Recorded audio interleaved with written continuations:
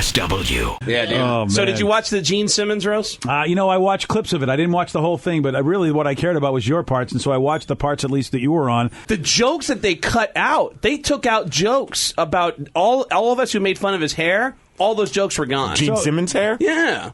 I don't know why, but they edited out all the jokes. I had a series of jokes that I put together, which ended with Gene Simmons is so cheap that instead of paying for a wig, he shaves Paul Stanley's ass and glues the hair to his head. And he started laughing, and I looked at him, and he's laughing, and I started laughing, and I just blurted out, "What the hell is on your head, dude? You have the most hair I've ever seen on a bald guy." And he just kept laughing, but they cut it out. They took it out of the roast. Wow. So now, here's the thing. Maybe I'm ignorant, because the same thing's been said about William Shatner. He's never admitted that he has a toupee, but everyone says, of course he does. Mm-hmm. Is that the same for Gene? Because I never really thought that he had one. Does he have a wig? Is he balder than he's showing himself to be? Dude, I heard the craziest story the other night. You're walking me right into this story. I went to go see, this is bad name dropping, but I went to go see Pearl Jam the other night. All right? Hey, well, that's not horrible name dropping. People can go to a show. All right, awesome. But a couple of guys in Pearl Jam have always been supportive. You saw them. They flew down from Seattle to watch me do the roast at the Gene Simmons Roast. Oh, that's very cool. Mike McCready and Jeff Ament, and Mike introduced me to a singer. I never met him before,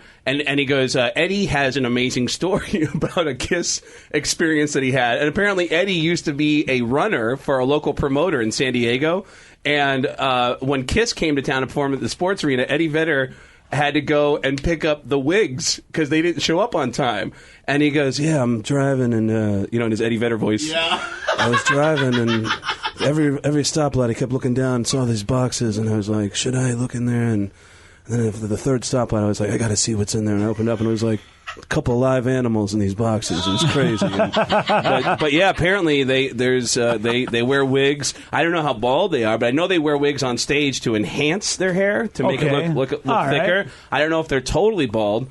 But, I mean, everyone who works for Kiss is always trying to throw them under the bus. Everyone keeps giving me stories about Kiss, for material. Like, there's guys, like, I saw Kiss on stage in Las Vegas, and Paul Stanley said this really gay thing where he's on stage in Vegas. He goes, "All right, people, now listen. I know that this town is known for its buffets, and I can tell you right now that after this show, I see a lot of people in the front row that I really want to eat." Oh! And then he's like fixing his hair. He always does the hair fix. Yeah. And so I mentioned it to I see Kiss again at the Garden, and a couple guys who work for him are like, "Oh, dude, did you hear about what he said in Kansas, on stage in Kansas?" He goes, "All right, people, now listen. I know this state is known for its Angus beef, and I can tell you right now that after this show, I'm going to want to sink my teeth into some meat." And the whole crowd, as an arena, together went, "What?" And then he goes, "Like a thigh or a rump roast." And everyone went, "What?" I don't know if I ever told this story on the air about the guy who told me that Gene, he goes, "I've been working for Kiss on and off for about 15 years.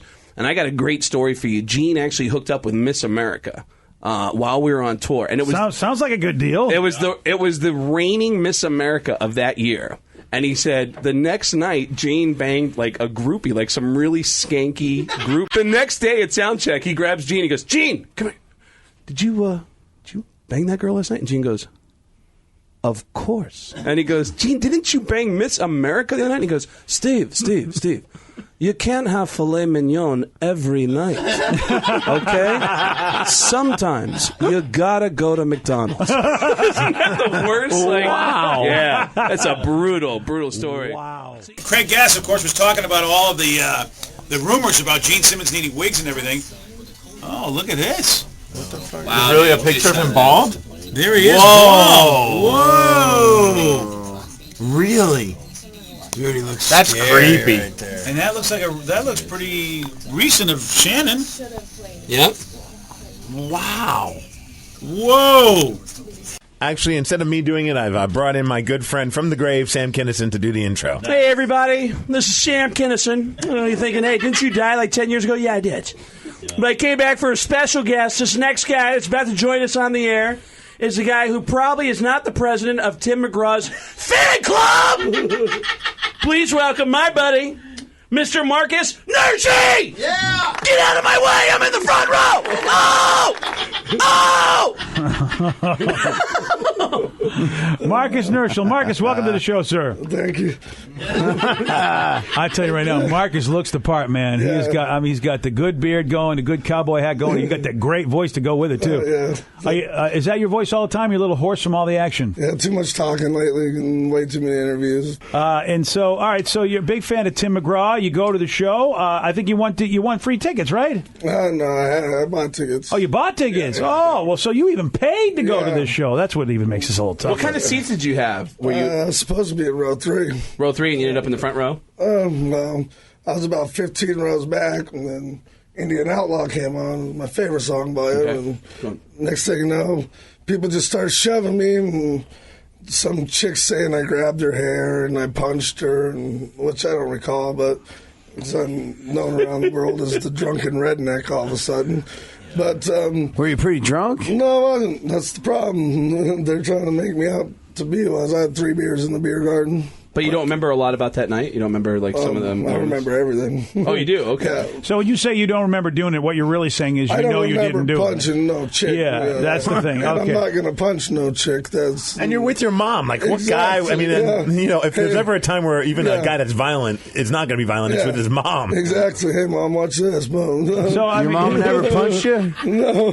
Oh, damn. So that's why I want to correct the languaging, because what you mean by saying you don't remember punching no chick is that you didn't punch anybody that night. I did not punch nobody. Yeah, because when you say you don't remember, it would lead people to believe that you were drunk. But they said that you said you were inebriated. Did you say that to them? No, I did not. I think that was in some story that I saw. So you just had 3 beers, which you're a big man, so 3 beers isn't going to dent you. No, that's probably take an 18-pack before I'm really drunk. Were the beers before? Attaboy. Were the beers before the concert, or the beers at the concert? You buy at the concert. Okay, so you got one of them, like 3 of those like $10 beers. $10 beers. Okay. I mean, it's not going to offend. 3 beers aren't going to do much to him. No. I mean, I'd be very surprised if they did. So you didn't step it up a little bit before the concert? No. Nothing? No. So what happens is that, as you said, people are shoving, as that song's coming on, people want to get up to the front and party because it was your favorite song, probably a lot of people's favorite song. Yeah. So somehow in all of this, while Tim is performing on stage, he somehow sees you, I guess, falling into the girl, at least is what you were saying. Exactly, you tripped and fell into the girl or something. He thinks you're hitting her.